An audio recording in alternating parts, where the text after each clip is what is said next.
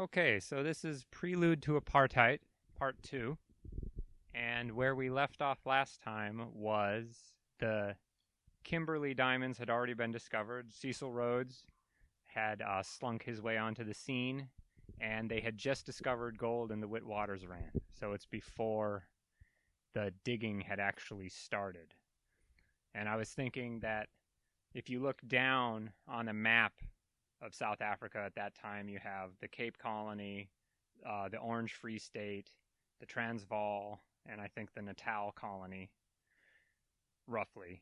But if you slice downward through it and turn it on its side, so to speak, you can really see the different three-dimensional aspects that are just a powder keg for tension, violence, and the story of that South African century, because you have roughly, there's diversity within every group, but roughly you have a native African population, which is something like 90%, I think, that has no access to international capital, nothing like that, at a tremendous military disadvantage, but tremendous advantage numbers-wise.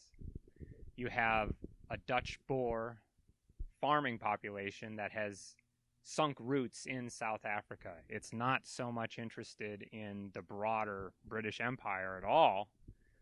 That outnumbers the British, the English speakers, but the English speakers, even though an even smaller minority, has access to all of that international capital, the mining expertise, and the process of industrialization that had already been well underway inside Britain itself. So if, the question just, it's obvious, a blind person could see that a tremendous struggle is coming into place because of this gold discovery. If the gold had been discovered in the heartland of an ancient, powerful, militarily powerful empire like Russia, it would have just been a boon to Russia. It would have been great. But here you have a completely unsettled political question, and suddenly tremendous wealth under the feet, under everybody's feet, that's up for grabs. Is that an accurate? I think, Adam, I think that's a very accurate assessment of the situation at about 1880 through to 1890 or so. Okay. There, with some political shenanigans that have already taken place. Britain, and I wouldn't just totally blame Cecil John Rhodes for this, but Britain had already began to have aspirations of pushing north, okay, empire-wise anyway, right? Okay. They had, and they took over what was called Bechuanaland, which is now Botswana. Oh. They had taken that territory, which is, pretty much between the Transvaal and the Kalahari Desert, right? So, a little bit closer. Yeah. They were pretty much between the Kalahari and the Transvaal. Okay. So and the dream was there to make a corridor, and in fact they did eventually put a railway line up to what later became Rhodesia. Okay. And pushing into South Central Africa, right? Okay. Botswana's landlocked. Botswana's landlocked. Portuguese East Africa's over on the eastern side. Modern-day Angola. With a huge coast. No, we're talking Mozambique. Mozambique. No? Oh, east side. Yeah, okay. On the east side. Okay. So that pretty much landlocks the Transvaal Republic as well, right? Okay, the Boer right. Republic that you talked about. Right. It's never, of course, I suppose, like all history, you have to grapple a little bit with something beyond the history books, which is that people are never quite as cut and dried as, of course, you think. Of course. There had already been some interfusion between the white community. Of course. Not all the Anglos were totally gung-ho for the empire. Of course. Remember, we had, amongst the English-speaking population, we had German immigrants, we had Irish, right, not exactly predisposed towards the welfare of the British Empire. Right. The 1820 settlers. even Scots Yeah. in some cases who were not particularly, you know, Oh, those Scots. or the English, Oh. even some of the English people. Yeah, yeah. Like all colonists, it's interesting, and you know this from American history, that the colonists begin to, as you said, put down roots. They begin to become more associated with their immediate land and territory and struggles within what they come very quickly to regard as home. Right. And the mother country becomes this rather sentimental, distant affectation. Certainly there is connection and there's loyalty, etc. But on the other hand, there's also a tendency to criticize and question. Right. Remember I mentioned last time Thomas Pringle The free established press. freedom of the press Yeah. in the Cape Colony, and he did that at considerable risk to himself and considerable critical hostility towards the governor, who was, a British Empire Yeah. lord. Put in For by the as part of the imperial. Oh, he had a administration. title, and he Yeah. was part of the British aristocracy. Yeah. That was how you did things, right? Yeah. So, and thank God that he did, because as I think we said last time, South Africa to this day still has a virile, independent media, Yeah. and they are prepared to criticize quite ferociously and quite independently whatever the going government is Yeah. even to today. Yeah. And they did during the apartheid thing as well, which Which is is an accomplishment. was an accomplishment. Ooh. Some of the editors were temporarily put under house arrest. They didn't really have the gall to bludgeon a editor of a prominent newspaper to death in the prison cells, but Yeah. they would deport them or try to shut them up in one way. They had various ploys, Yeah. which maybe we'll talk about in a minute. We'll begin- Okay, the gold, yes, you're right. Now, the problem there was, although we wouldn't, looking at it objectively, we wouldn't regard the Transvaal Republic as an idyllic Eden, demi-Eden, Really? Dutch farmer paradise. It was anything but. Right. But on the other hand, it was theirs. Yeah. And suddenly now, gold, pops up, first of all, on the surface, but didn't take very long before they realized, gee, there's not really many nuggets lying around on the, easy to find, or just dig a little bit down. You've got to go deep. And so that's one of the critical things to understand Yeah. about those dynamics that you Immense just labor. articulated. Yeah. It's labor force and looking around, gee, who do we have Huh. available? Hmm. Yeah. Are they Christians? Well, no. Are they already being dispossessed off their traditional land areas? Yeah. Yes. Are they a military threat? Not after Not particularly anymore. the Zulu War. Yeah. They were no longer a military threat. Yeah. Can they really defend themselves? No. So who better to pick Yeah. for the impressed labor that you need? So the rather hideous system of migrant labor was developed under that. Not altogether They were looking for spontaneously. work. You too. Yeah. Oh, yeah, of course. And- And also, the European settlers could draw on examples from Europe and other parts of the world where Huh. similar Yeah. systems had been used. It's not like they just invented it. Right. They did not invent racism in South Africa. Oh, no, dear God, no.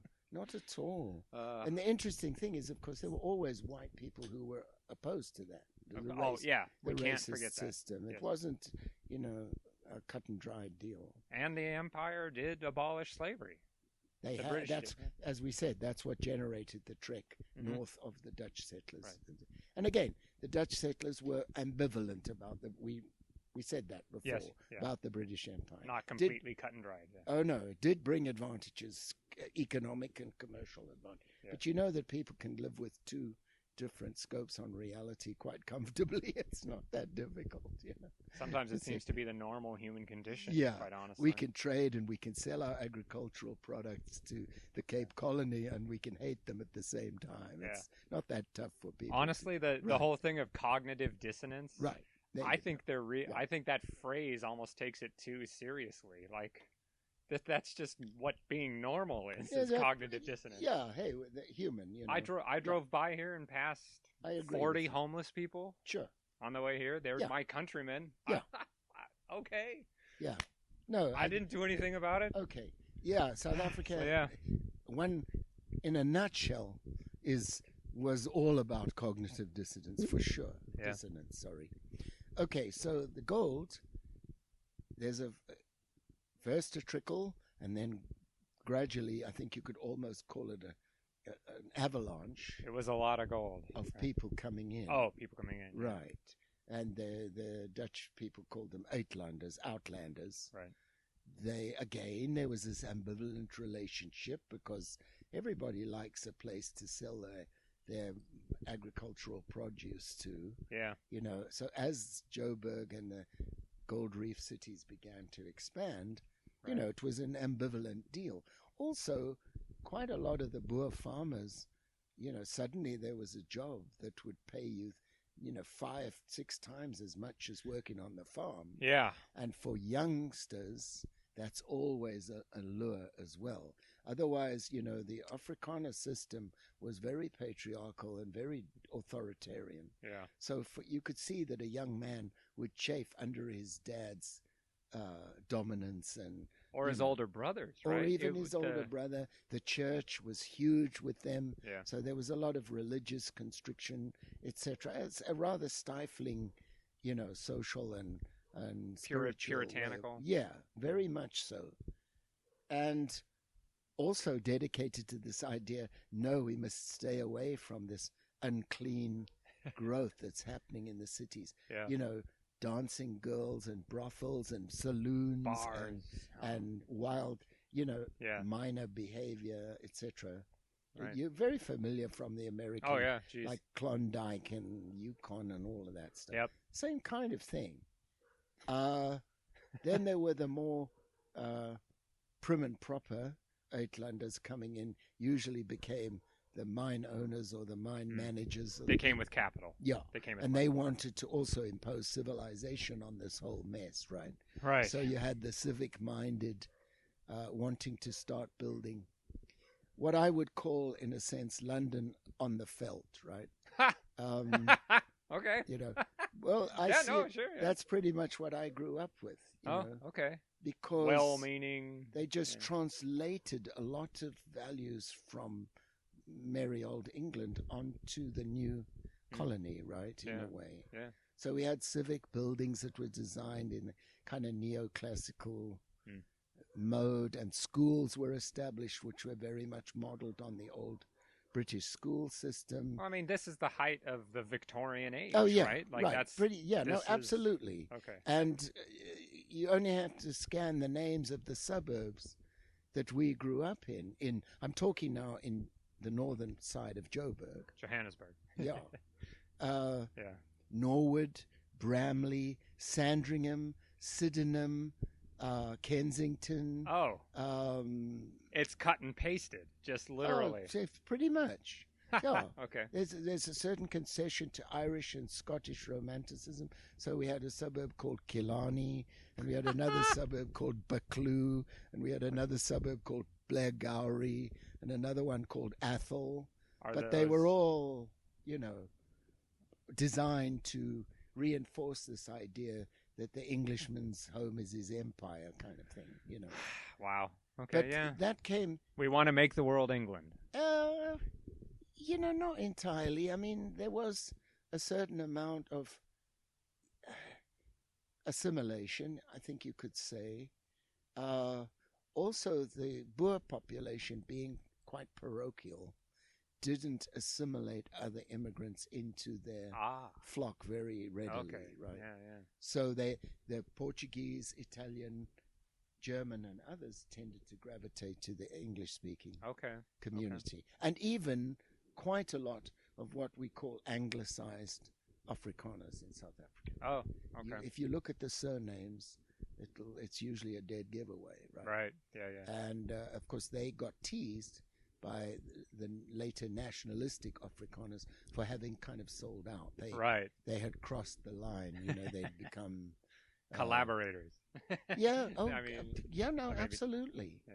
Anyway, as you said, the explosive powder keg manifests in the Boer War, Right. basically. There, the issue becomes the Uitlanders begin to demand the franchise in the Transvaal Republic, right? Ah. They've been living there for 5, 6. What Kruger does is he keeps moving the goalposts. You know, he says at first it was set at 5 years, but after they'd been there 5 years, he said suddenly, oh no, 10 years now. Yeah. You know, and of course you can't keep doing that forever. Yeah. The pulse, the wealth of the little republic is clearly coming from the gold fields. It's Right. not coming from anything else. Right. So the one thing the Boer Republic does have the wisdom to do is, because the taxation is bringing them quite a lot in the treasury, Yeah. which they've never had before, Yeah. they start purchasing guns and stuff from Germany. the Germans. Yeah. Mausers and Yeah. Gatling guns and some what they called pom-poms, which is a repeat firing.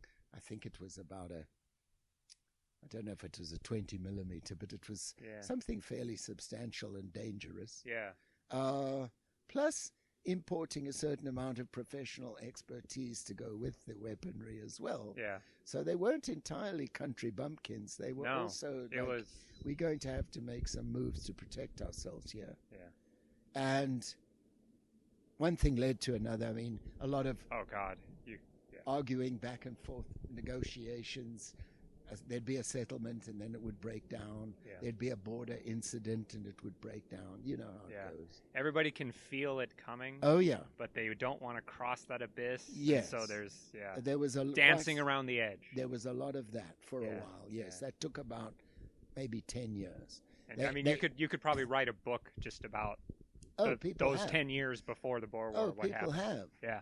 And there was an initial round one, which happened, I think, about 1889 or something. Yeah, the second Boer War is the big one. The second one's the real one, yes. The first one was just a dress rehearsal. The Brits were still wearing red coats. If you literally, right? This is the war that got them into khakis? Literally, yes. Okay. Pretty much. The Battle of Colenso, they were trying to do red coat tactics against... No. It was Majuba. Okay. Yeah, they tried to take the heights, which basically dominated the access into the Transvaal from the Natal colony. Oh, okay. And the Boers clipped them a good one with that, you know. Yeah. Because red coats in the dusty brown felt, red coats, just showed up a little bit too much. It wasn't so bad with the Zulus, but it was catastrophic against modern German rifles, particularly with the Boer farmers had hunted. Yeah. I mean, that was their major recreational pastime and actually practical extra food for the farm. Yeah. You know, so, I mean, they were very good shots. And they were tough. They had been hardened they against were hardy fighting. People. Sure. I mean, you know. Matabele. Yeah. They had an ethos, you might say. Oh, totally. The Dutch did. It was totally about that, and the Boer. Very much on what they regarded anyway as their own territory. Yeah. So, and here were these outsiders coming in to invade them. So anyway, it was a bit of a disaster for the Brits, and they went back with a bloody nose and had to reconsider, well, what do we do now? But the pressure then in the next 10 years, as you said, that was quite key. Yeah. And the pressure built up. Of course, there was righteous posturing on both sides. It's hard to say exactly who was to blame, but the Jameson raid was quite notorious. Yeah. That was when Cecil Rhodes's lackey, Dr. Jameson, mounted a mounted patrol attack from Bechuanaland coming into the goldfields. The idea was they were supposed to coming in from the west. Okay. And there was supposed to be an uprising of the Johannesburg loyalists to the crown. When they got there, they were going to bring a certain amount of weapons, and the whole thing was a total screw up. That never works historically. That always fails. There's multiple examples of that. Like yeah, the one thing just in cause an uprising. In Venezuela, right? They picked up these God. guys off the beach a little while ago. Yeah. It's the same kind of thing. Insane. It was foolish. Bay of Pigs. It was not properly planned. It always fails. It was bungled. Because the local people, oh, gee, what's their self-interest? Right. I could join this band of cavalier, you know, and ruin my life. No, they didn't. Of course you don't. The uprising. I'm going to see what happens. Right. Then I'll join you. And that gave Kruger the course. moral upper hand. Yeah. Because now he Carte had blanche, all these guys prisoner. Casus belli. And he had to negotiate with the British to release them. Yep. They shot about 3 or 4 in the actual gunfight that happened. Oh, it was relatively minimal. Right. The point was taking them prisoner. Yeah. And then being able to complain about them and also either put them through a puppet court case or send the demand that the British tried them. Because, of course, the Brits had to say, oh, well, we never authorized this. I had no idea. We had no idea these boys were going to do it. I was on vacation the day that was approved. Right. I slept in. Who? Who? Yeah. God, it's so late. Anyway, the upshot, then things cooled a little bit. But Britain began massing troops on the Natal border at that point. Right? They began to seriously move. And then jingoism took over, of course, right? We don't want to fight them, but by jingo, if we do, we've got the horse, we've got the money, we've got the ships, we've got the money, we've got the men too, or something like that, right? It's the way the old rhyme goes. Yeah. So then, more or less, Kruger negotiated with the Free State president, President Steyn. Okay. And together they said, okay, this is serious. We have a common interest, a common enemy. We've got a common... Although there was actually quite a lot of division between the two Boer republics. They were not always on the same page. Strange. But anyway, yes. Well, okay, so they have the goldfields are in Transvaal. Southern not the Orange. Not really. The Free State doesn't really have very much to lose. I didn't know that. And that always made them a bit more ambivalent. Right. We could survive here as farmers without gold. Oh, yeah. The Boer farmers in the Free State were never as gung-ho about the war as the Transvaalers were. That's true, I think, generally speaking. There you go. Anyway, they make an alliance. They have to form an alliance now because this is serious. Yeah. You're talking basically the biggest military empire in the world at that point, or pretty close to. Yeah. I suppose you could dispute that, but from their point of view, that's the height of the 1880s, 90s is the height of the big, empire. Yeah, sure. And, so what Kruger does is he says, bugger it, okay, I'm going to declare war on you. Oh. So they stage an invasion down into Natal. Really? And they stage an invasion into the Northern Cape. And that's when the 3 critical towns, Ladysmith, Kimberley, and Mafeking, get besieged by the Boers. Right, okay. And now the Brits farted around, sending cavalry detachments galloping around in the veldt and having minor skirmishes and stuff. Yeah. And then suddenly, whoops, they realize their guys are being cut to pieces, and they retreat into those 3 enclaves and set up defensive works now. Okay. So General White, for example, in Ladysmith gets himself basically trapped. He has a significant military force in the town. Right. So the Boers can't actually take the town that easily. But because when the Brits are backed into this siege situation, they toughen up quickly. Yeah. And they realize, shit, this is serious. Now we have to basically fight for our lives. Right. And the town, of course, they've got civilians in the town. They have to feed them. There's all this. They've got a large black population. Right. But the Boers aren't going to go street by street city fighting. They can't. Yeah. So I suppose they could have. But I don't think they had the determination to do that. Yeah. They weren't really expecting this outcome. They were not siege-trained military force, right? Boers, They were skirmishers, guerrilla naturally, moved on the land, could move quickly, which befuddled the British. How did they get over there? They were there just now, and we started this ponderous movement to engage them, and wow, they came round behind us. Yeah. No fair, They were moving much faster. Old stupid empires, man. They Yeah. always And if you- underestimate them. You also read the military history, which I've read quite closely, Military history of the British Empire? of the Boer War. Or the Boer War, okay. They, the soldiers they were using were relatively poorly trained. Ah, And one of the issues they began to realize quite quickly was, Jesus, our guys' marksmanship is crap. You know, the British soldiers had largely been trained to use not like old musket volley fire, but something not that far removed from. Yeah.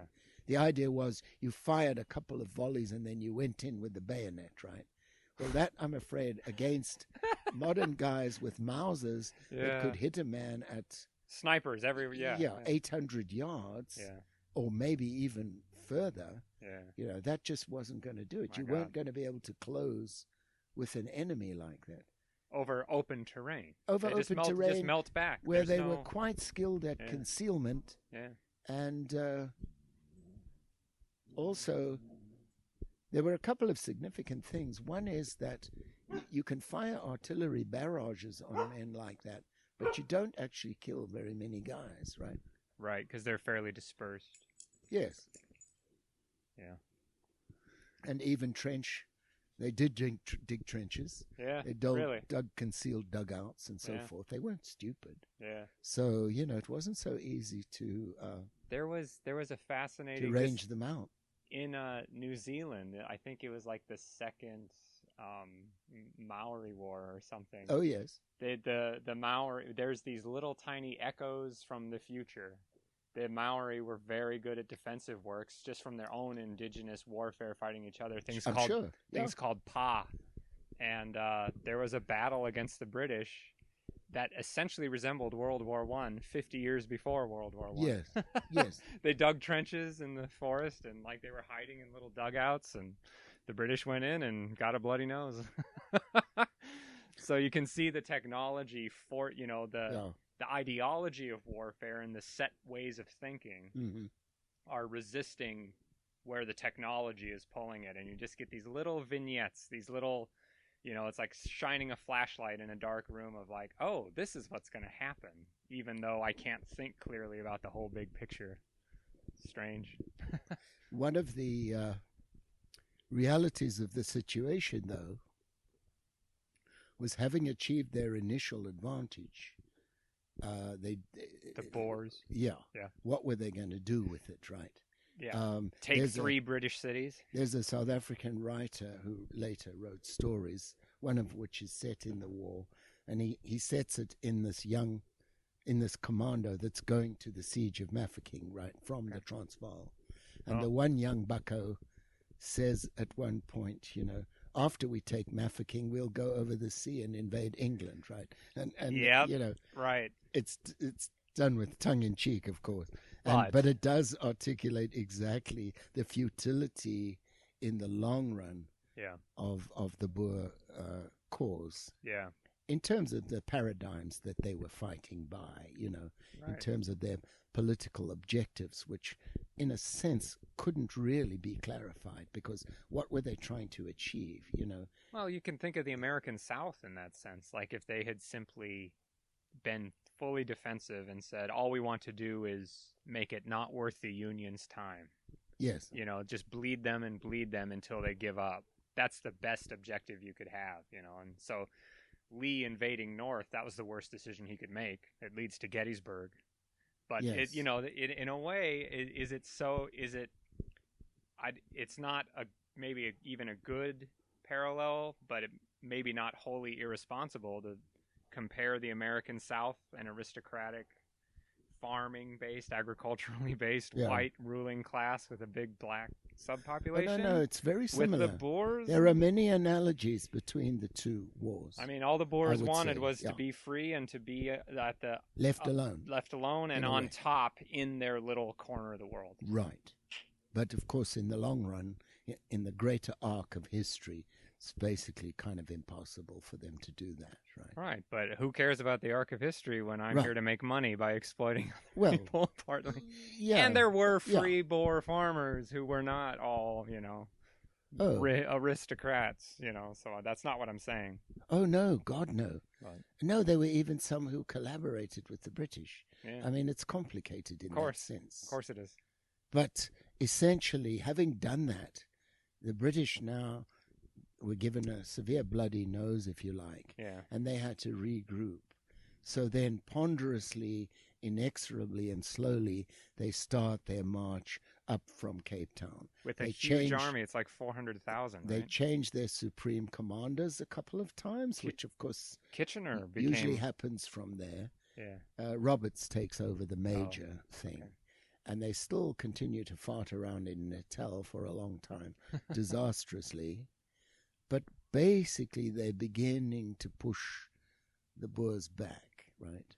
And of course, when you've got a farmer volunteer army, the guys want to go home and harvest their corn, or they want to go home Yeah. and check on the wife and kiddies, Yeah. or they want to, there was notorious, I wouldn't call it slackness exactly, but just natural organic discipline. If you've got an organic army, you can expect them to behave organically, right? Yeah. The Yes. poor old British Tommy was stuck there. He couldn't go home. Yeah. He was like in for the duration. Yeah. Whereas the Boer farmer was, hey, I could be there in like 4 hours on hard riding Yeah. on my pony, Yeah. and so You might not have to pay that Boer farmer much to fight. No. But exactly. He's always looking over his shoulder. Yeah, and if you try to home curb farm. him too much, then your army disintegrates Yeah. fairly fast. So That's the problem with militias. yes, basically, yeah, absolutely. So gradually, the Brits have to relearn quite a lot of what they thought they knew about waging war. Ah. And that in itself is a whole study, but I won't bore you with that. But anyway, inexorably, they eventually capture Pretoria. Okay. And they push all the way through. Then they have to do a lot of roundup for the renegade commandos. Right. That takes about a year and a half. Okay. And then the peace treaty. Now, the peace treaty was very significant because in order to bring the hardline Boers that were still left out in the field to the peace table, one of the things the British had to do was they had to guarantee that they weren't going to give the black men any kind of appreciable civil rights, right? So that was a huge, a kind of tragic setting the scene for the 20th century, because that sellout it created the basic sort of constitutional framework to enable the post-Boer War governments, be they under the control of Britain or very quickly actually back under the control of the colonial South Africans, Anglo or Boer. Right. And of course, one of the British goals, quite naturally, was, now you guys need to sit down and work this out. We fought our Dutch brethren, but now we need to make friends. And the Dutch people need to be reasonable and, accept that essentially they're going to have to live under the British. Right. Why can't you just be reasonable? Yeah, pretty much. Accept your subordination and defeat. Yeah. And of course, nobody worries about the African people, really. Why would you? Yeah, not significant. Yeah. One interesting dynamic to South African history that's worth looking at is the influence of the missionaries and the Christian church, right? Because both white cultures claim to be operating under the auspices of Christianity and to be using Christian yardsticks. Now, the problem there becomes, if you convert, as they called it usually, African people, then they become Christians. And we all feel squeamish about enslaving Christians, right? So there's this awkwardness where your colonial administrator kind of resents the missionaries because he's creating Christians out of these people. Otherwise, they can be treated as savages and heathen, and it's fairly okay to do whatever you need to do with them. Yeah. But once they become Christian, then there's a sort of reverberation of outrage back in the mother country, or back somewhere or other that's bothersome to the colonial administrator. You see what I'm saying? Oh, yeah, absolutely. So this tension arises between those two groups. That happened in the Spanish Empire. Yeah. So that had happened already before the Zulu War. Yeah. And of course it becomes again quite acute during the 20th century South African history.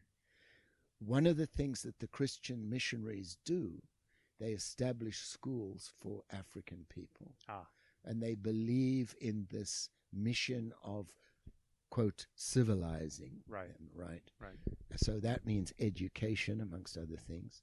And of course, that then becomes more and more of a tension as you move into the 20th century. Yeah. Because are these people going to be cheap, exploited labor, or are they going to become educated and ultimately assimilated Christians Right. into a greater multiracial Right. society, right? So there's no formal legal slavery. No, No. not at that point. Not at that no. point. No, that had been done That's- away with 1830s, and that Right. was done, you know. Right. And the Bantu, which is the huge majority of people of color Right. in South Africa, were never enslaved. Oh. No, Okay. they were too powerful and too numerous to do that. Oh. So, but It's wage slavery. yes, this point. migrant labor. Yeah. I wouldn't say they were well paid, especially not in the early years. Right. You know, it was pretty horrible.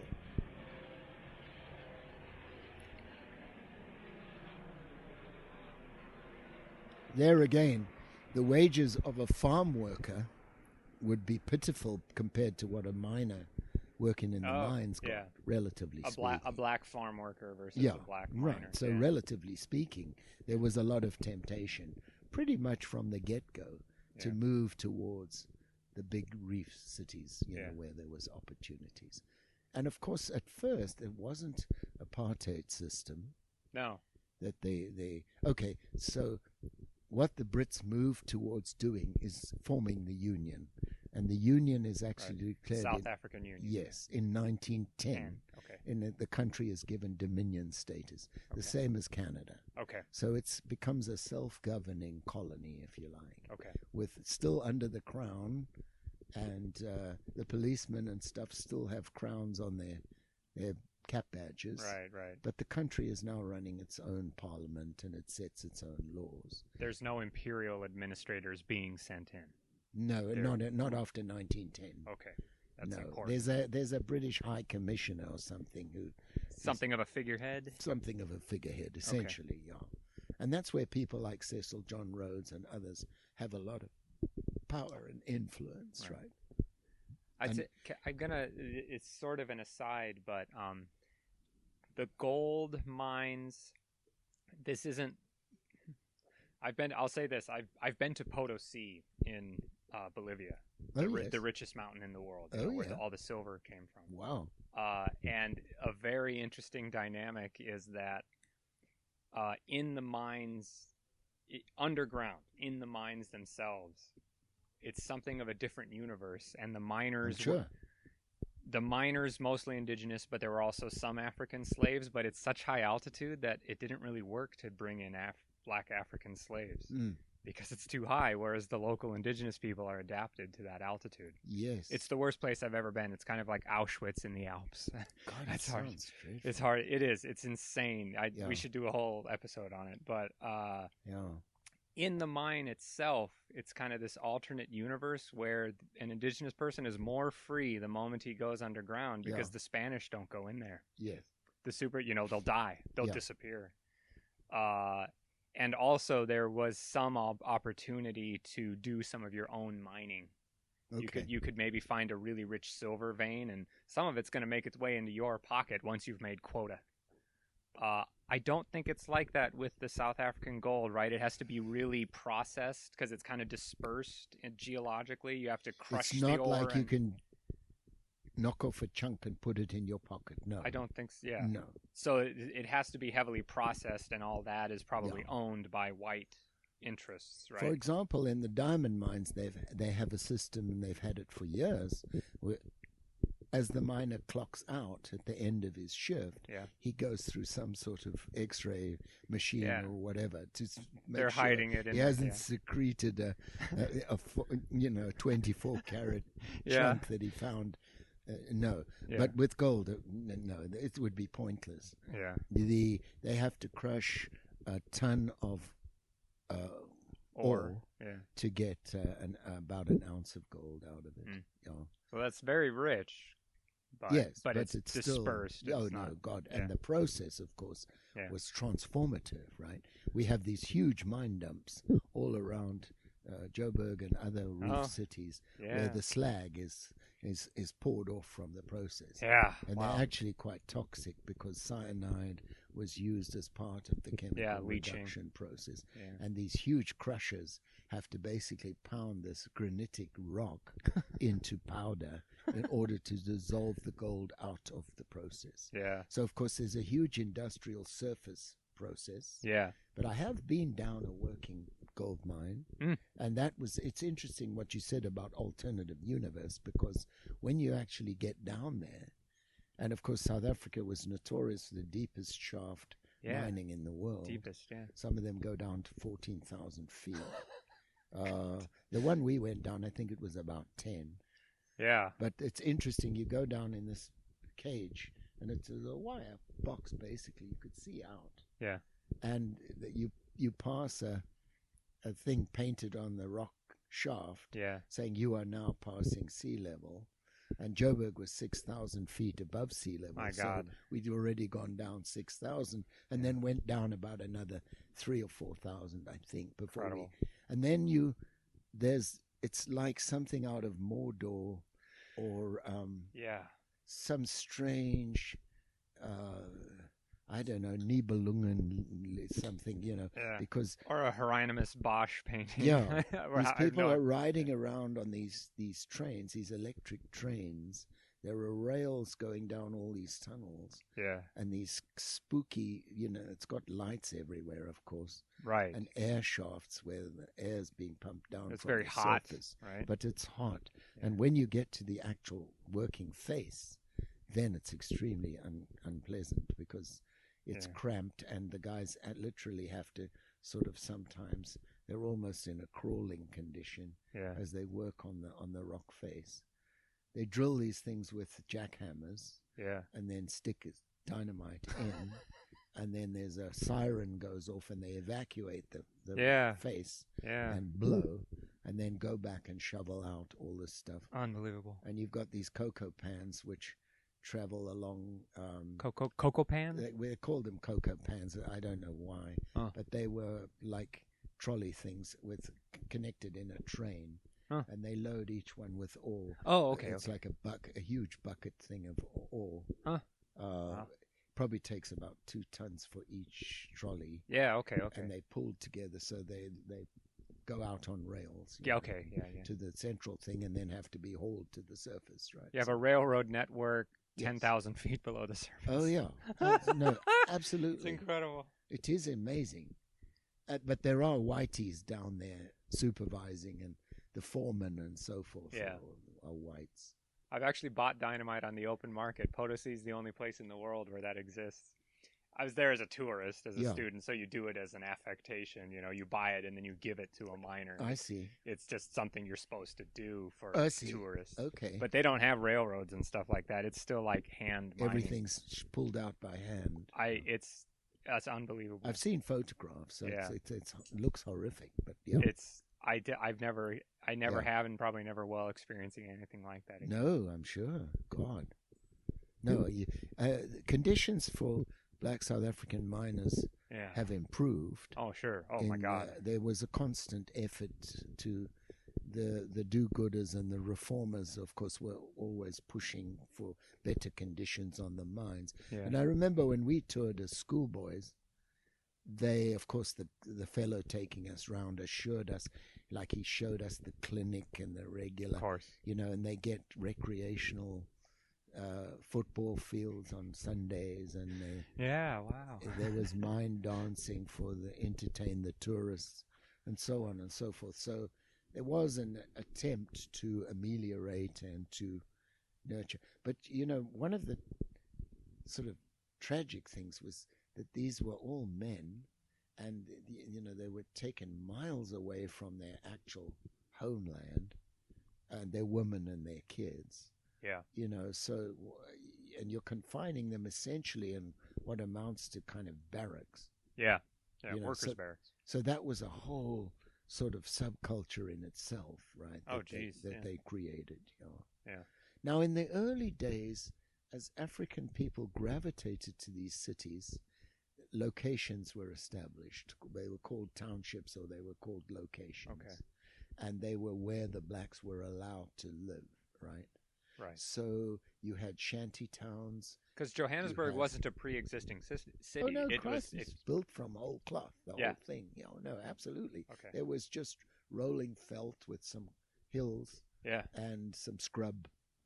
Quite well watered, of course. Oh, That's was why it? it's called Witwatersrand, means white water ridge, right? Oh, So there were quite a few decent rivers coming off the hills. which is good for the mining. You need a lot of water to mine. Oh, totally. Yeah. Huh, I didn't know that. Yeah, and not bad. I mean, actually a lovely climate, pretty much. Okay. Pretty much like parts of, hilly New Mexico, I guess you could say. It's reasonably dry, but, reasonable amount of rain. Huh. What's interesting is the European settlers moved in, they planted gazillions of trees, right? So over the years, as the suburbs developed, you created a whole microclimate. Really? It changed the climatic. It brought more moisture, it brought more rain. It's brought different bird life into the area. Huh. Yeah, it's a little naturalistic phenomenon all of its own, right? Really? Yeah, it's quite green. I mean, to an American. It's an of course. oasis, kind of. In a way, yeah. Yeah, sure. But of course, that's not in the black township areas. You're talking the white suburbs. Right, well, Yeah. The black township areas were laid out in a utilitarian, practical way. Soweto is rows one of those and rows townships. and rows of boxes, right? Soweto means southwest township, basically. Okay. That's where it's an illusion of, what do they call those things? Acronyms or something. Oh, okay, yeah, acronym, yeah. I always thought it was an African word, right? Until suddenly so one day I learned from reading something. Southwest Township. It's actually just an abbreviation. Jeez. NATO. What's up? Oh. Are we going to jump in, Barbara? You want a microphone? No, I'll just listen. Okay. Well, steal his microphone if you need No, to. you're welcome. Yeah, he's talking too much anyway. Yeah, okay, so that'll teach you to be interested in it. Right. So the Boer War is over. The settlement has been reached. The Vereniging is important. Then the formation of the Union. The Union, is we're the at next 1910, kind of major milestone. Right. And from that, you have a Union Party emerging. It was originally called the South African Party. Okay. This is only for whites, of course. Well. And later became the United Party. But the hardcore Afrikaners, the Boers, now form their own nationalistic movement. And they, through the 1920s and 30s, they begin to draw a lot of inspiration from places like Nazi Germany and so forth. Right? Yeah. So they become quite militant. They become quite separatist in their orientation. This isn't so much a formal pan-German nationalism, right? It's kind of more vague than that. It's much more vague, yes. Okay, it's just the fascism. Yes. Yeah. Fair enough. But the Germans helped us out in the Boer War, and therefore we do feel some sense of affinity and we feel some sense of connection, right? Yeah. Which kind of glosses over maybe the German invasion in World War I. Well, let me tell you a little story that will illustrate some of the strange contradictions. Right. I was watching a YouTube about a South African pilot who was shot down during World War II. Now, he was serving, of course, on the Allied side, right? South Africa fought with the British. So he was shot down, but he happened to be Paul Kruger's grandson. And the Germans were most impressed when they took him prisoner, were most impressed by the fact that he was Paul Kruger's grandson. He got velvet glove treatment, you could say, as a prisoner, right, because of that. Isn't that interesting? We like what Grandpa did. Right. They had sympathized with Grandpa because he'd stood up to the British Empire in 1901. It's just a little anecdote to illustrate some of the strange contradictions that you get in South African history. Wow, But the old migrant labor system becomes entrenched during the 20s and 30s. Okay. Interestingly enough, the African townships at first were relatively informal, not particularly regulated, And there was a considerable degree of latitude, particularly like African farmers could sell their produce in the white areas or in the market areas with a relative degree of independence. Could they own their own land, African To farmers? some degree, in some instances, I believe they did. Right, Barbara she knows more about this than I do. But it took them a while to regulate and make it all rigidly separated. Which makes sense even just in the most broad historic, like the gold fields are still relatively new, like you can't regulate something that's still growing. Yes. Like the peace settlement in the Union is relatively new. Yes. Of course it's going to. But you would have whiteys worrying perpetually about the African problem. Right? Well, problem. What do we do with these people that are now coming in and wanting to live here and participate in the social structure of this society? One of the reasons that they had so much trouble moving the Africans from the north sides of the cities to the south sides, where they wanted to push them into the locations, the situations like Soweto. I'm thinking of Munsieville in Krugersdorp and Alexandria Township in Johannesburg, was because a number of those Africans had title to their land. Oh. Right. Oh. I think it was Paul Kruger who gave them the titles. It was during... Wasn't it Kruger who did the title? It could have been set up under the Union even later. Yeah. Just scoot your chair closer, and then you'll be able to swap them. You can't speak with them, bloody. This one's easy. I'll get you one of those. Oh, well, I mean, all right. I can get you a mic as well, Barbara, if you want. Okay. All right. I think you also have to make a bit of a distinction between the Anglo attitude and the Afrikaner. They're now becoming... The reason I'm using the word Afrikaner is they're beginning to define themselves now as Afrikaners. The English are sometimes still calling them Dutch. Right. But by World War I, they're starting to become distinctly Afrikaners. Okay. And also, remember, World War I suddenly happens, right? Yeah. And 1910 is not that far away from 1914. Yeah. Yeah. Suddenly now South Africa is being asked to help Britain in this huge war. Of course, the Anglos are more than prepared to volunteer and to do their bit. But the Afrikaner, why on earth would I help these people who just... Well, it's interesting because actually a lot of Afrikaners did join up. Okay. In the First War. Yeah. And Smuts and Botha, who'd both been Boer War commanders, essentially side with the British, right? Really? Yes. Huh. In fact, Louis Botha becomes the commander-in-chief. He's an extremely able military commander. Okay. He gave the British a hell of a run around in the Boer War. Okay. But now he's changed sides, so to speak. And so has Smuts. Okay. And they prepared to invade German Southwest Africa. Okay. Barbara's was it your grandpa? Yeah, was involved in that campaign. German Southwest Africa is now... It's now Namibia. Namibia, okay. Yeah. That's when that is seized and put under a mandate after the First World War by for South Africa to govern it. Okay. Okay? So there is a rebellion.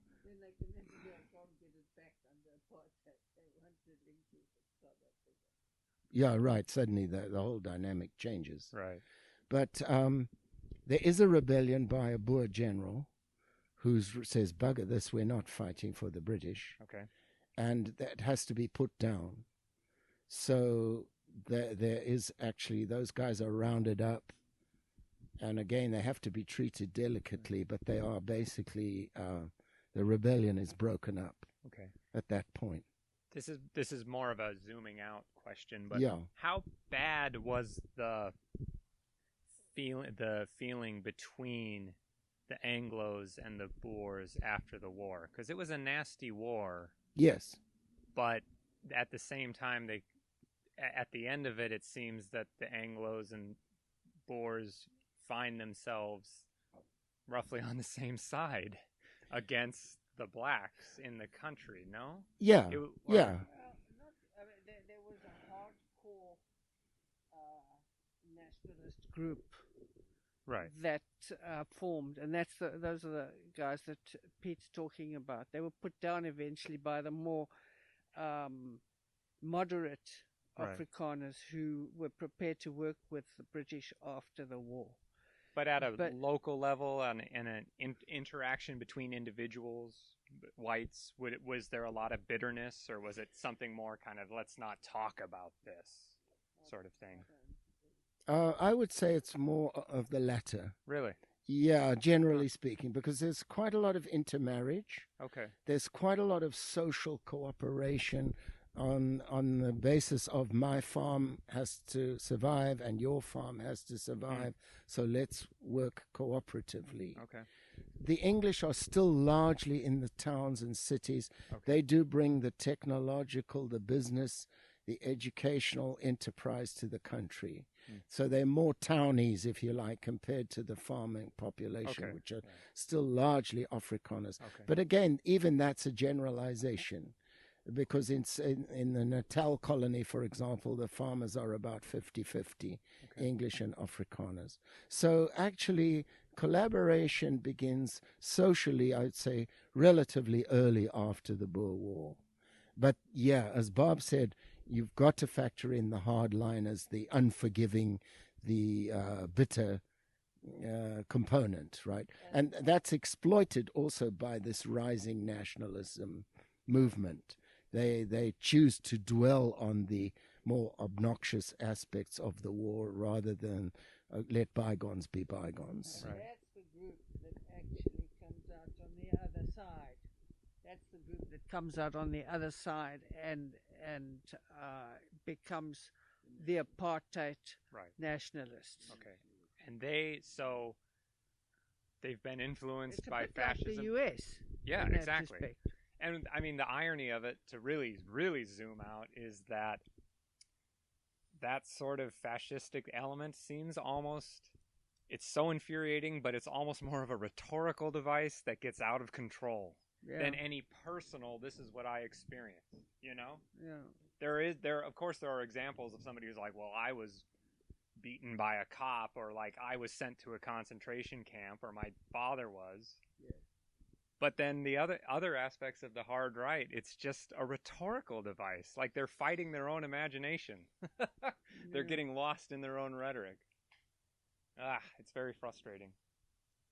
They're using it to exploit a political advantage, just stoking fears, not being practically oriented towards a common future. Yeah. So in the 20s and 30s, the economy gets much stronger, and the country becomes a modern, functioning, bureaucratic semi-industrial state. Really? Right? Well, it's got all these different factions, but essentially it's on the up and up. Okay. It's a relatively prosperous country. It's got huge natural resources for its size. Yeah. It's got, compared to a lot of Africa, it's got pretty good agricultural productivity. Yeah. Not everywhere. That depends on which region you're talking. But as a whole, it's prosperous and comfortable. And I suppose the analogy would be somewhat like Australia. Okay. But it does have this huge, latent racial divide issue operating all the time. So World War II happens. World War II is quite pivotal again. It's important because there's this, again, critical test of loyalties. Okay. And by then, the Afrikaner nationalism movement is quite powerful. And the country, it's touch and go whether they declare war against Nazi Germany with Britain or not. Really? Only by a few votes in Parliament was war declared. And again, General Smuts, the ex-Boer general, takes the lead on that, right? Huh. He leads the country into siding with Britain, basically. Okay. He says, when my country was down, when you people were down, the British treated us like Christian people, and therefore, I know who my friends are in this situation. And he carries enough clout amongst enough Afrikaners to be able to pull that off. Okay. But it's a volunteer force that goes. Yeah, to the war. They had to make it so that No conscription. no conscription, and to serve overseas was voluntary. So to serve in the North African campaigns and to serve later on in Italy against the Germans. My dad was in the Italian campaign, right? Was it a fairly significant number that did volunteer? Well, South Africa had a minuscule military compared to, most other allied countries. Oh. So there was relatively small, and they suffered a couple of catastrophes during the war. They had a lot of guys taken prisoner at one point. It wasn't their fault. It was the British High Command, of course, screwing around. Oh. But in anyway, the North Africa campaign? In the North Africa Okay. campaign. Okay. So they had to be very careful about, they couldn't commit too many men. And there was this political difference. Yeah. There was sabotage also. There was sabotage by the right wing. Hard right-wing Hard right wing. Afrikaners in South Africa. In South Africa, Ah. they would blow up bridges, and they were the ones that then eventually go on to form the apartheid government. Okay. The prime minister, what's his name, Forster, was interned during the Second World War for his actions, his sabotage actions. Yeah. Wow. Okay. So, come the end of the war, though, the biggest signal that reverberates through all of South African society is that Britain is no longer a major power in the world. she's broken financially. Yeah. I mean, World War I broke them financially. Yeah, pretty much. But it took it took 20 years and another war for that to fully register. Yeah. Okay. So this is the opportunity now for the Afrikaner nationalists to say, okay, this is our moment, right? Okay. This is where we can take control of the whole country. They outnumber the Anglos roughly, what, like? I think it's about 60 to 40%.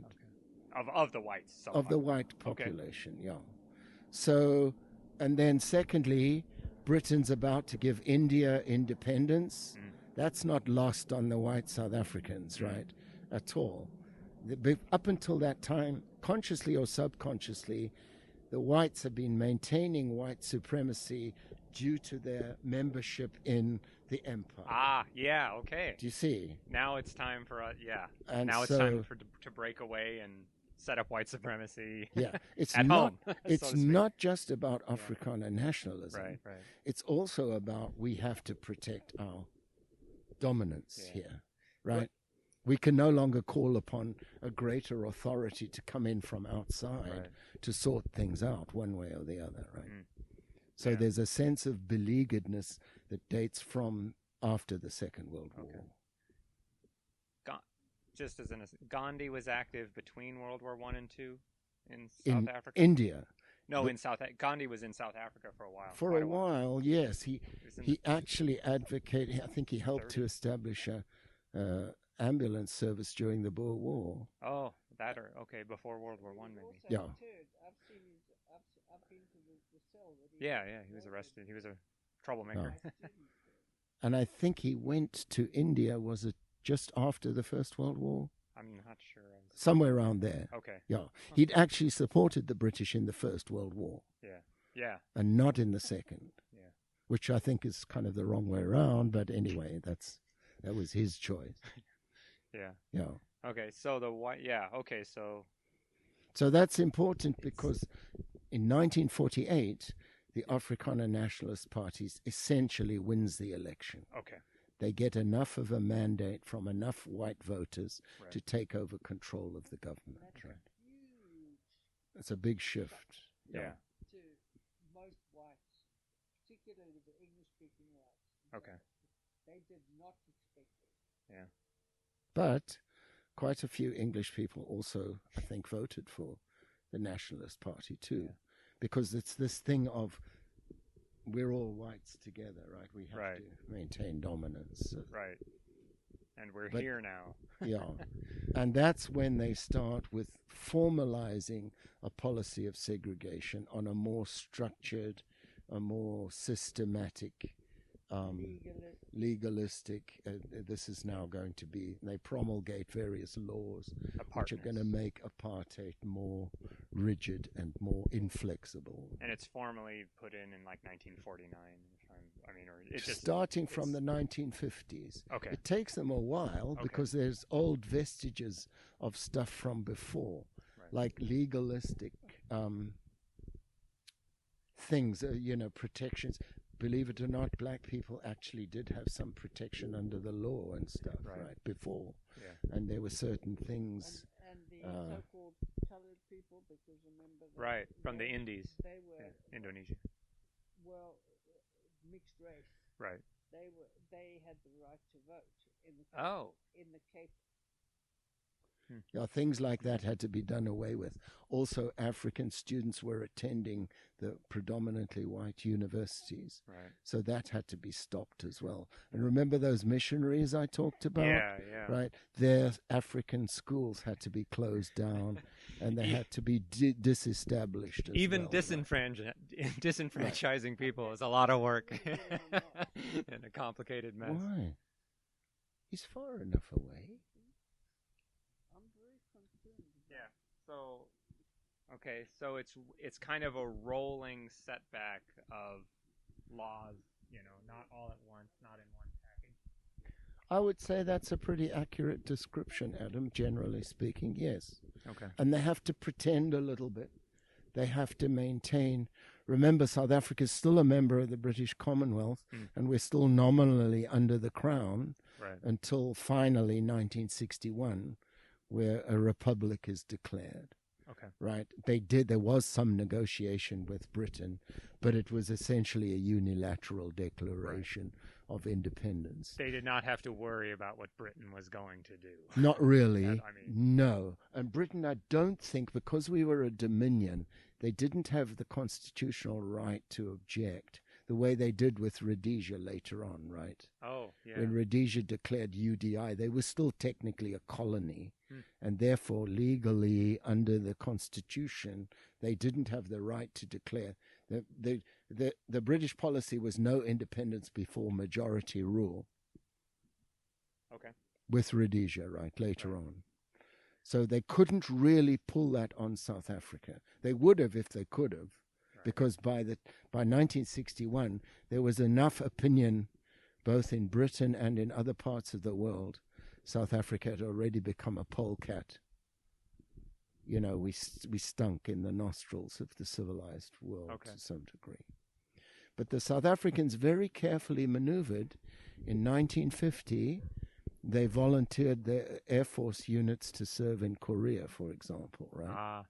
Favors. And they made sure that they were lock, stock, and barrel anti-communism, and that they would support Uncle Sam against the communist menace in the world. Yeah. Remember that by then, you know who else did that? Francisco Franco. Of course he did. Yeah, of course. Yeah. God damn. Absolutely. It's so gross. Right. And it's very interesting, actually, just studying the history of the South African Air Force, because what's quite remarkable is they played a considerable role in World War II. And the planes that they flew were an interesting mixture of British and American planes, right? Okay. So they flew B-24 Liberators, and they flew P-40, the Kitty Hawks, right? The Tomahawks. Yeah. And Hurricanes and Spitfires. Spitfires, and Bow fighters and some of the British models. But they also used Maryland bombers and Baltimore bombers.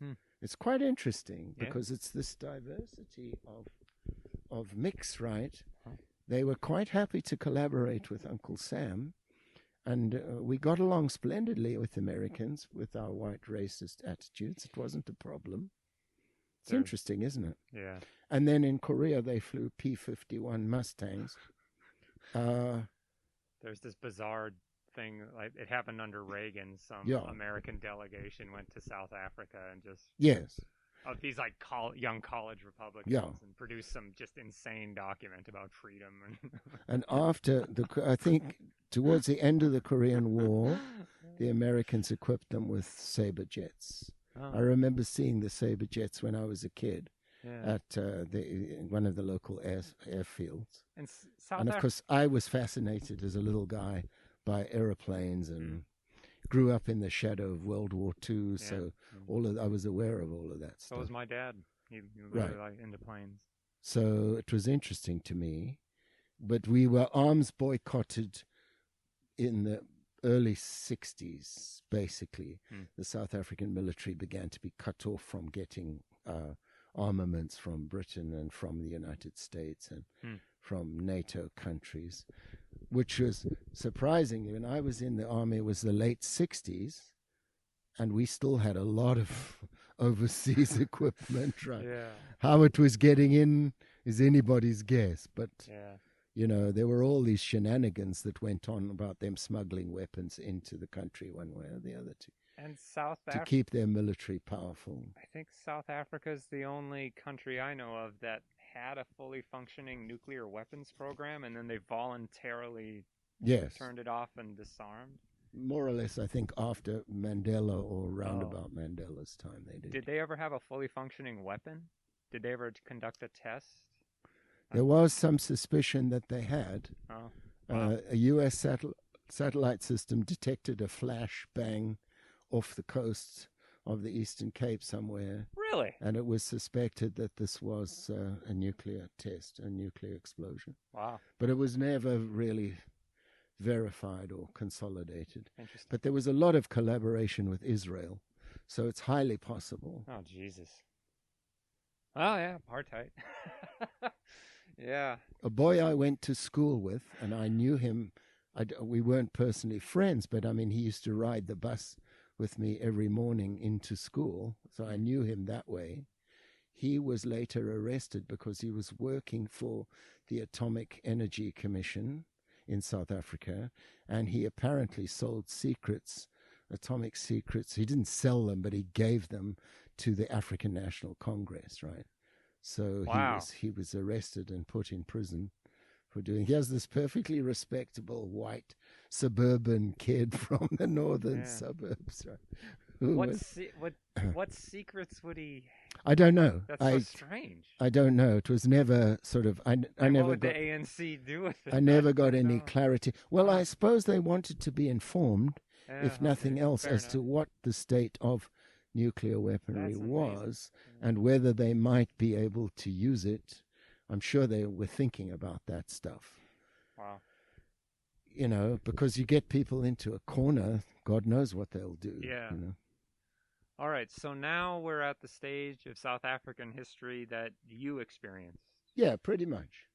Growing up. So what was it like being under apartheid? What, the experience of that? Well, you talked about cognitive dissonance before, right? Yeah. So in the 1950s and 1960s, when we were kids, you lived in a pretty normal suburb. There was a lot of, I suppose you could call it denial, except you weren't really even aware that it was denial because it just seemed relatively normal. A bubble. You were in a bubble? Kind of, I would say so. For the white kids who became conscientized, you could say the bubble sort of popped eventually or burst at some point. Yeah. You began to become aware. And the people who were responsible for that were the activists, and particularly people like college professors and such who opened your mind and your head. We had a couple of high school teachers, I don't know about Barbara, but I did, that were... She's shaking her head. They suggested that things weren't kosher, you know, that there was something wrong with this social system. Yeah. This happened more in the English-speaking communities than it happened in the In fact, I would say the Afrikaner communities were terrified of international exposure coming into their youngsters. Right? They didn't want television. They viewed the international movie culture. They viewed with suspicion. Rock and roll, the Beatles, etc., which had a huge influence on us as suburban kids. To them was kind of anathema to be kept at bay if possible, and their preachers and their teachers essentially try to cordon the Afrikaner youth off from those cultural influences, right? So they actually separated the two language groups through the education system. If you were born in an English-speaking family, you went to an English-speaking school. That became law. Beforehand, people would send their Afrikaans kid to an English school so that they'd be fully bilingual. To give them a more opportunity in life. Exactly. But after this law was passed, they had to go. My sister's husband was an Afrikaner, and he went to an English high school. But shortly after he finished at that high school, they brought in a law to say if Afrikaans was your home language, you went to an Afrikaans school and university. Yeah, I'd say that's pretty much the most clear evidence of what was going on there. They needed to insulate. It wasn't just from Englishness anymore. It was from international influence as well. English being much more of an international lingua franca, it was dangerous to have their kids exposed to those ideas. Karl Marx was banned. We couldn't read Das Kapital. We couldn't. There was all kinds of stuff that you were not allowed to be exposed to. Nadine Gordimer was banned. Oh, totally. Yeah, of course. Yeah. And a lot of they didn't like the sort of international traffic in ideas, right? Which liberalism accepts, a degree of free thinking and so forth, right? They were deeply suspicious of that. You gotta pity the poor individual who accepts somehow an eternal social world order. Nope, we're not going to change. Good luck with that. But there it is. They try. I mean, the amount of effort people will expend to. Well, they expended more and more, and it became, in a way, more and more threadbare, more and more ridiculous or ludicrous to keep doing that, right? Consequently, their efforts became more frantic, but also Afrikaner culture, I would argue, and Bob might disagree with me, but was always porous anyway. There was always going to be cross-fertilization and cross-influence. Yeah. Even in the height of apartheid, you had white men living in the black townships with an African woman, whether she was a wife or not, even though that was illegal. It was technically illegal, yes. But there were still people doing that. The amazing thing was that there was all this poor. I'm not trying to idealize it, you understand? No. But it's also a function of humanness and human nature that, But also they couldn't really stifle their own liberal thinking Afrikaners.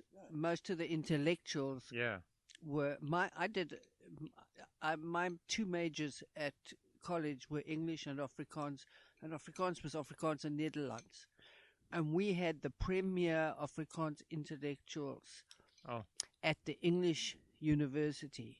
Okay, right. Because of the sense of freedom and research, etc., that they could do. So they were teaching the English kids Afrikaans rather than teaching at an Afrikaans. And I imagine the growing sense of being a pariah nation was just getting more and more painful for the elites, Yes.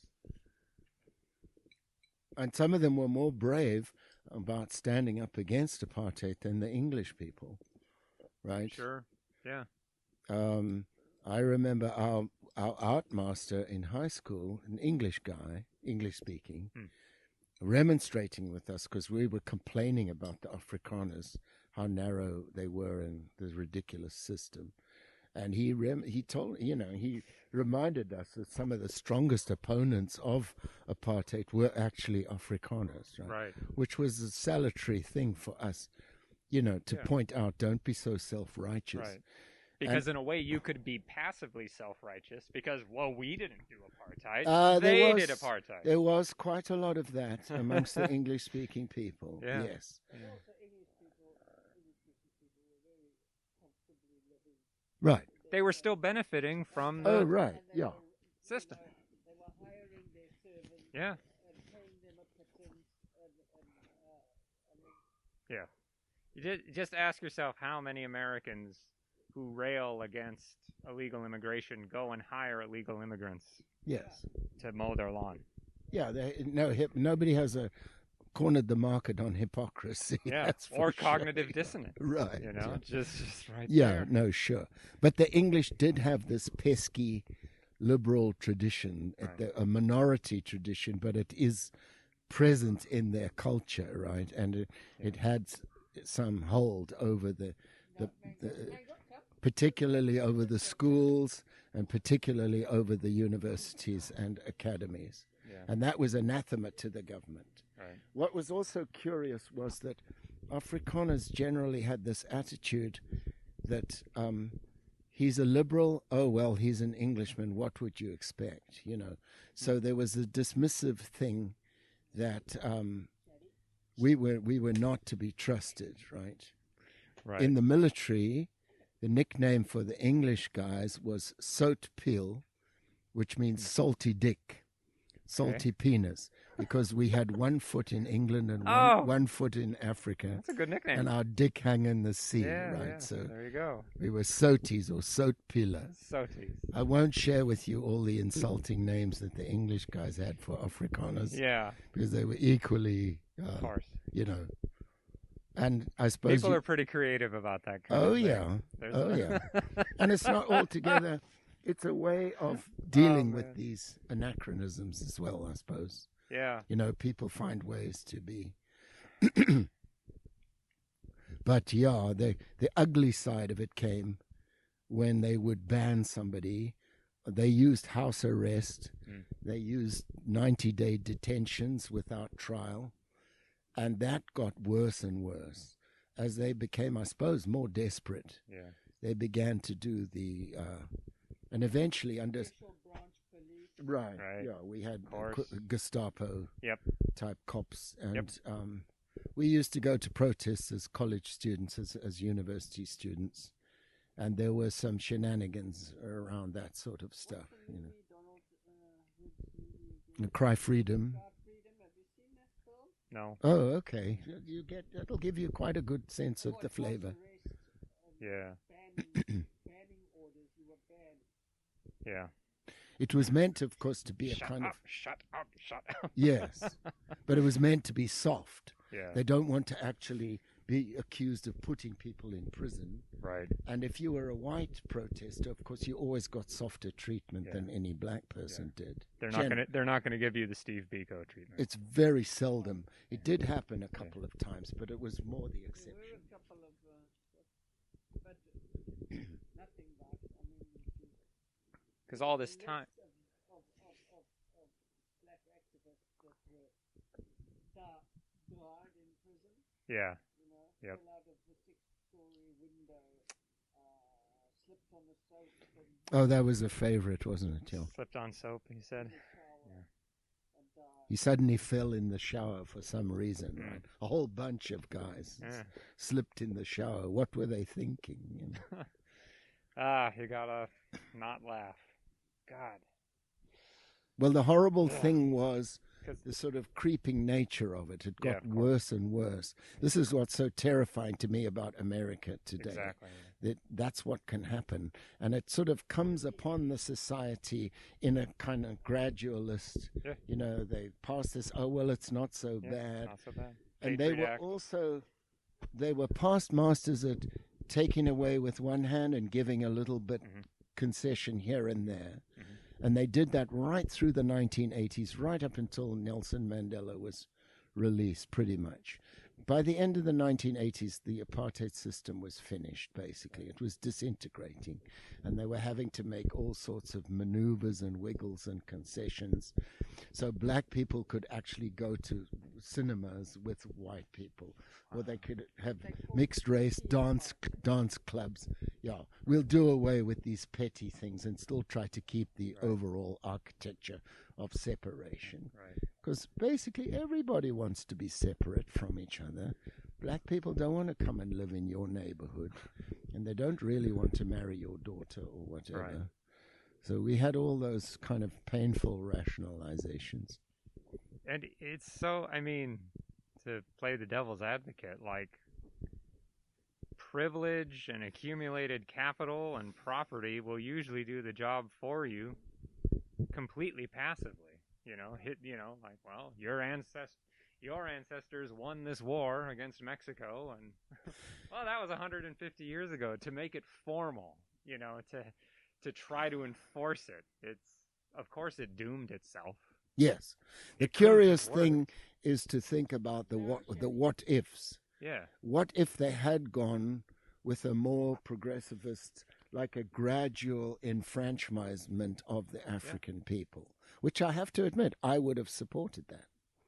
Open it up to their most talented, of course, and Yes. then slowly open up the Yes. gates. And would it look so different from South Africa today? I'm Yes. sorry, Probably not. because And you still have. One of the things they had to come to terms with was when the business guys rounded on the government and Yep. said, look, these people are 70% of our consumers. Mhm. They're now, the African market was gaining purchasing power Yeah. to such a degree, and you're still keeping them separate from, shopping in white shops and going to the movies It's and insane. going to the beach clubs and stuff. We want that business, Yep.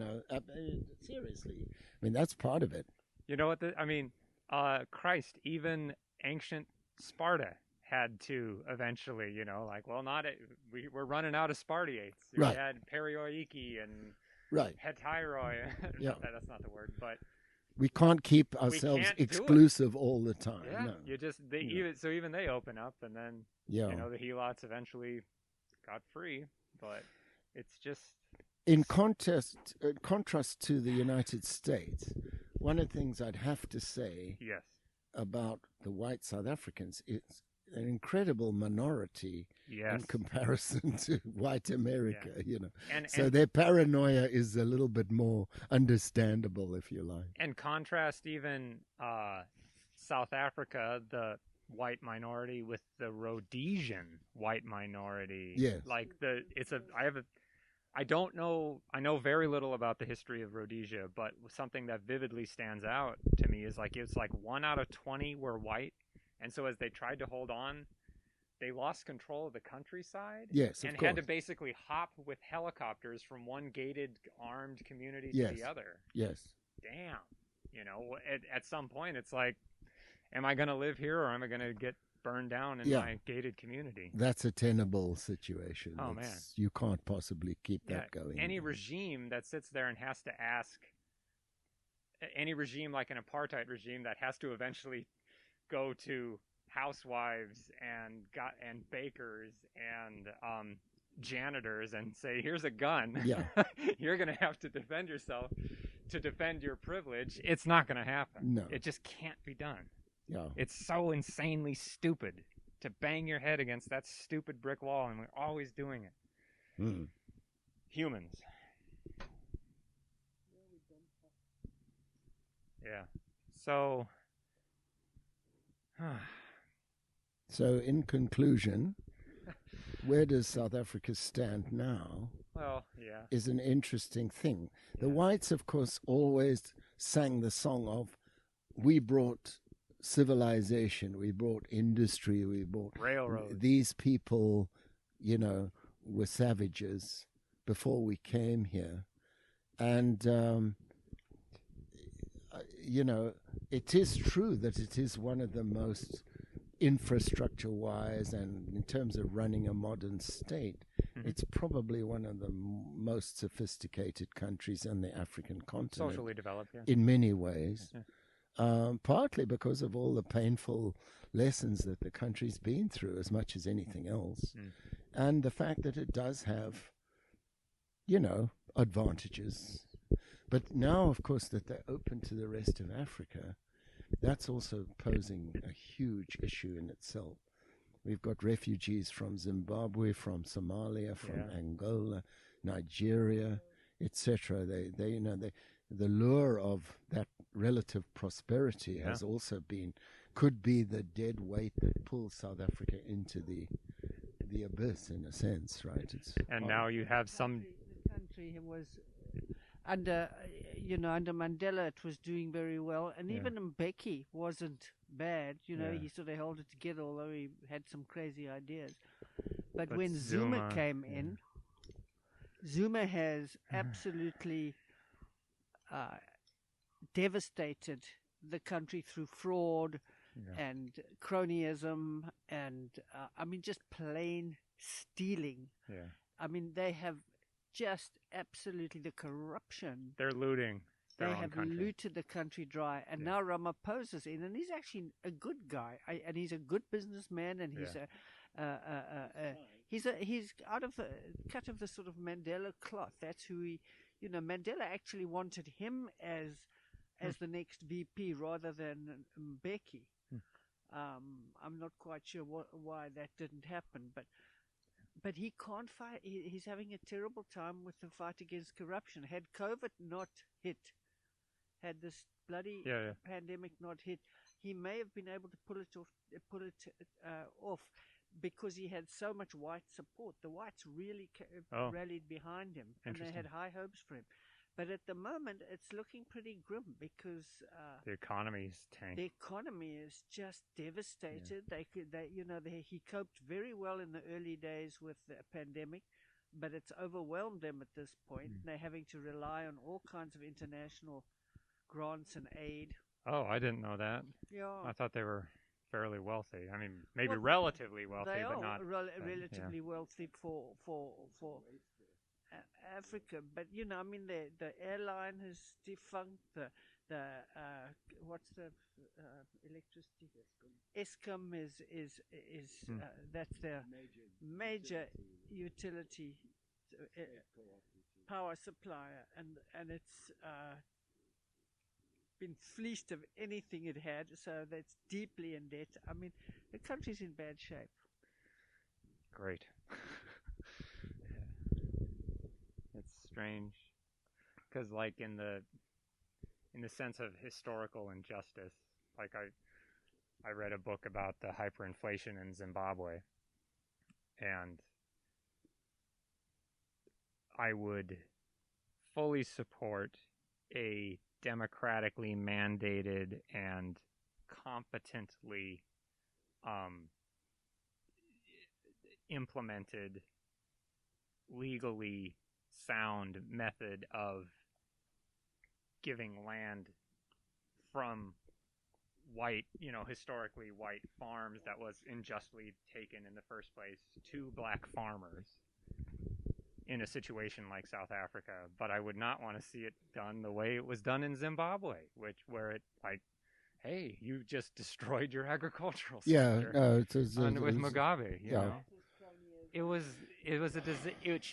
something that should have been done overall in a zoomed out sense, but it was not done properly.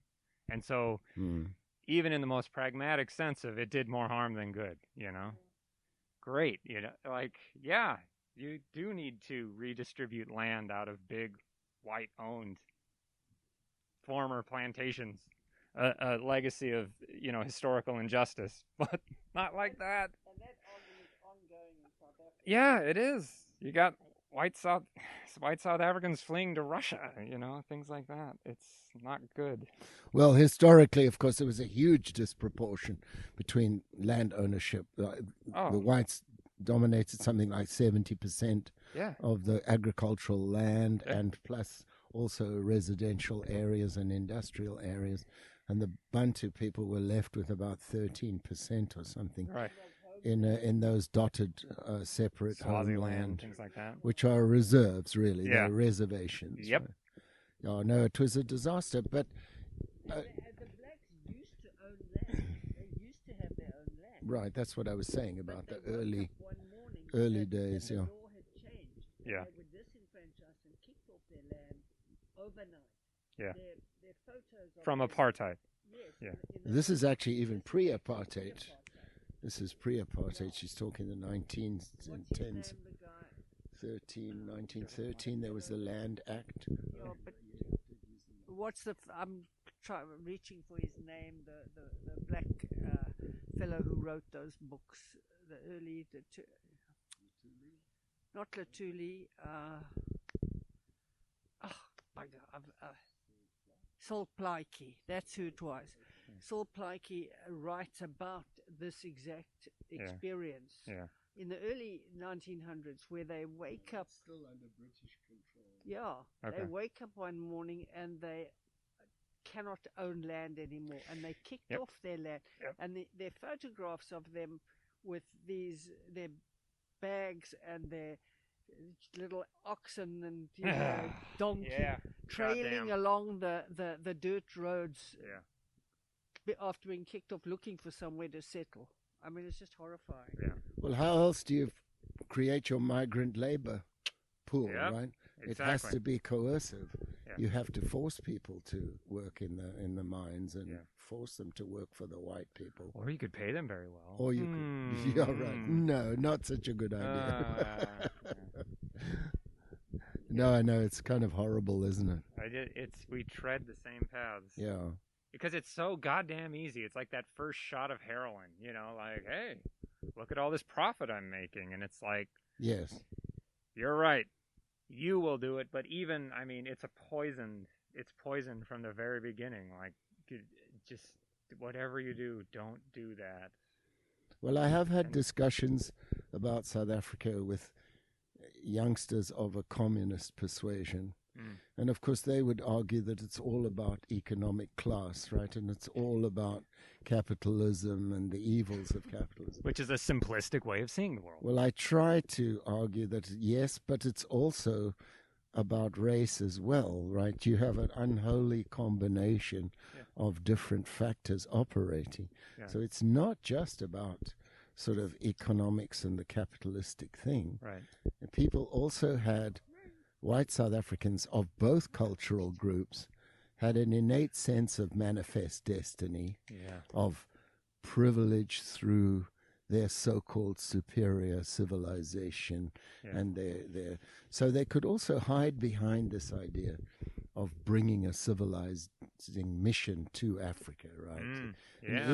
And whether they were Christian motivated or whether they just had the implicit attitude of whiteys, that's how they thought, and they would use that as their justification for a lot of the inequities and a lot of the, the bad stuff that was visited upon the African population. Right. I had a conversation one time. This was when I was in high school, if I recall, with at the farm I worked at in my hometown, and I just I was in the process of learning about the world. And I made the point like, well, we're only 5% of the world's population, but we use 25% of the oil in the world. And he said, yeah, but, and I'm quoting him now, we do more. Yeah. Three words says it all, Yeah. Oh, well, what do you do more of? Pray tell. It doesn't matter. Doesn't matter. It's just that simple. Yeah. The population, and we have, what is it, 25% of the COVID infections? Yeah, well, we do more. Yeah, no, I mean, when you think of the oil, this is totally a different subject, but the oil vulnerabilities, I kind of think when the oil goes away, we're going to dry up and blow away. So it'll be interesting. I hope I live long enough to see the shoe be on the other foot, because the idea of Americans trying to live in conditions like those townships or Soweto or is very comical. The idea of us trying to hard scrabble like that. I watch the example of Zimbabwe. where the white people lived in these tiny little heavily armed enclaves and hopped in their little airplanes from gated community one to the next. Kind of reminds me of the situation on planet Earth right now. There's whole swaths where it's just like, well, you can't go there. There's natives. And when as the oil dwindles away, those helicopters won't run anymore. You know? It's too much work to keep that position of privilege. It's there's the old expression, you can have it fast, you can have it good, or you can have it cheap, but only two of those three. Right? Mm-hmm. If it's fast and good, it can't be cheap. If it's good and cheap, it can't be fast. There's another one for human relations. It's lazy, hated, or powerful. But you can only have two. You can be lazy and powerful, but then you can't do things that make you hated. Right. You can be powerful and hated, but then you can never be lazy. And as far as America goes, we really like being lazy. So we know which two legs of the stool we're going to choose. You can't do it. At what point? How much can a government of apartheid or privilege, at what point does it have to ask more from its citizens, sacrifice, go and fight, that they're not willing to give? I'm here to be privileged. I'm here to take it easy, not to go and fight in the bush against, Robert Mugabe. Right? Well, as I remember from the South African military in the late 1960s, there was a lot of swagger, and a lot of talk. Yes. But in actual fact, I think the substance was already probably lacking for the most part, right? What was a real giveaway was when the South Africans were up in Namibia. Okay. Fighting in the Angolan, the forces that were Cubans. Yeah, God, remember the Cubans came down through Angola? Oh, I forgot about that. And they met the South Africans. And there was a lot of, we're going to kick these guys' asses. And then when the Cubans captured, I think it was 3 or 4 white boys from the South African army and put them on television as prisoners of war. Cubans are, that's awesome. That shook the country. Yeah, that was a wake-up call. Yeah. But actually, the Cubans didn't treat them all that badly. No, which was very wise of the Cubans not to do that, right? Because it undermined the whole system even more. Don't only win, shame them. Right. And that was a very good way to do that. Yeah. And I had a coworker at my job before I got laid off, and he told me, and I wasn't even goading him. It was just because I'm careful at work, and so it somehow came immigrants and stuff into the United States. He's a white guy, I swear. He said, well, what I'd like to see is, like army snipers every 500 yards on the Mexican border. He's this slobbering idiot. But like, what he talks about a lot more than that, how much his back hurts, how often he gets migraines. He's not let's just say he's not a physically intimidating guy. Right. He's intimidated by stares. And he's just this marshmallow doughboy. Like I was a college athlete. And he's saying this. Yeah, and he's saying this out loud, and he's a gun nut, and he's got the fascist symbols, thin blue line, all that shit on the back of his car. And so I asked him on another occasion, because you got to be careful at work. I was like, have you ever killed anything? And he's like, I killed a mouse once, in my house with a mouse trap. In a mouse trap. Yeah, and like, here he is just cavalierly talking about mass murder. Yeah. Yeah, it's a posture. It's an idea. It's hollow. It's a concept. It also reflects a fear. Of course. A deep-seated sense of, fear and loathing. Yeah. And like, it's easy to mock him. He is an utterly miserable specimen. He's surrounded by a world of diversity. He has the internet and all this other stuff, and he's just hunkered down, and it's, just absolute terror. Well, the real criminals are the ones who pander to that, who propagate the various ideology, rubbish, and And we had that. Oh, yeah. That's why it seems such a repeat performance, because You know, pretty much. bad. And of course, in some ways, in terms of running a police state, the South African regime was amateurish, and they were not particularly, Clever. it could have been worse. There was no internet in those days. There was no mass surveillance. There was a number. There used to be these things about tapping your telephone, right? And we would either imaginatively or for real, you'd hear these strange clicking noises and stuff when you were on the phone, and you never knew whether they were actually trying to do that or not. Right? Yeah. They certainly did it with significant activist people. Yeah. One thing I think maybe a positive thing is, in a sense, the United States is so big geographically and so diverse. Yes. And so relatively fragile. I mean, how many South Africas could you fit in terms of land area just inside the contiguous United States? Like 5? Yeah.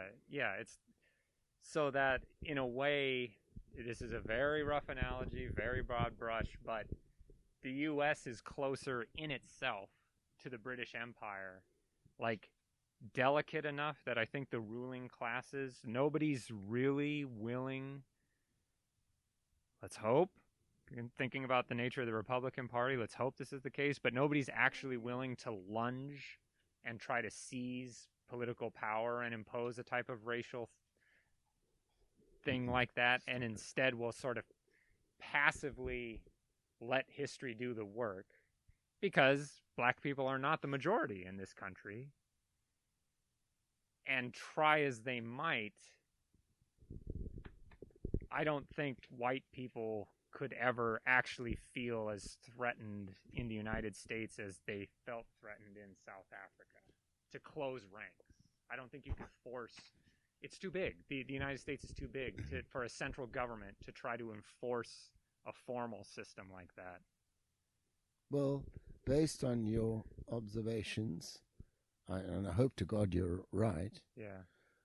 But even South Africa being, as you said, a much more microcosm or much smaller entity, even there they were not able to get all the whites to close ranks. Thank goodness. There was always fractiousness. There was always a dissident minority. Yeah. So actually it's not, I would like to say, not possible. I don't think it is. To get that degree of solidarity. Yeah. But it's pretty damn scary. And we have to... It's bad enough. We have to hold our breath. We maybe haven't seen quite the worst yet, with... Yeah. This election coming with the election coming in, or non-election, as the case may be. Yeah. Because it's strange. Remember that South Africa, too, has always been a sort of imperial afterthought rather than a country in a sense, right? It's been the plaything of these various global forces. And the South African, the old hardcore nationalist government was put backs to the wall when people started going to them, advisors and so forth, saying, look, Chase Manhattan Bank has pulled out all its investments here. We've lost Pepsi Cola, we've lost Chrysler, we've lost General Motors. I mean, this is actually, you guys, this is getting serious, And even then they still didn't really want to believe it, but reality... So those overseas forces were, and if you believe that movie, the British government actually helped, or particular individuals working with them, helped to negotiate meetings between Mandela's people and de Klerk and stuff too. So there was outside mediation could be brought in to help them actually start to work towards some sort of, agreements and pushing for... I mean, they should have released Mandela. If they'd had any sort of common sense, they could have done that 15 years before they did. And it would have actually helped facilitate a lot of things that, but move towards change. In an insane system, what is common sense? It's either what, It's just that simple, like, are they human beings with their own self-interests and rights or not? It's just that simple in the broadest sense. And they were incredibly lucky to have Mandela. Exactly. Relatively speaking, yeah. I think of that, in my own adult life. I was a senior in high school when September 11th happened, when the United States lost its mind and Yes. still hasn't got it back. Yes. And it's like, don't you wish you had Saddam Hussein back? Don't you wish you had him back? Right? It's just, God, like, yeah. the sense of invincibility is so strong. We're sitting there dancing on the edge of the abyss, and it's just like, Yeah. really think about it, the idea, and like the insanity of. And the horrible thing was that a lot of reasonable Americans and people in the media and so forth were more than happy to get on the bandwagon and go along with that whole idiocy. At first. Yeah. But honest to God, at first, but then it's too late. It's a one-way ratchet. Oh, yeah. But hey, if you know anything about the way history moves, then you know that you're in a one-way. This is critical.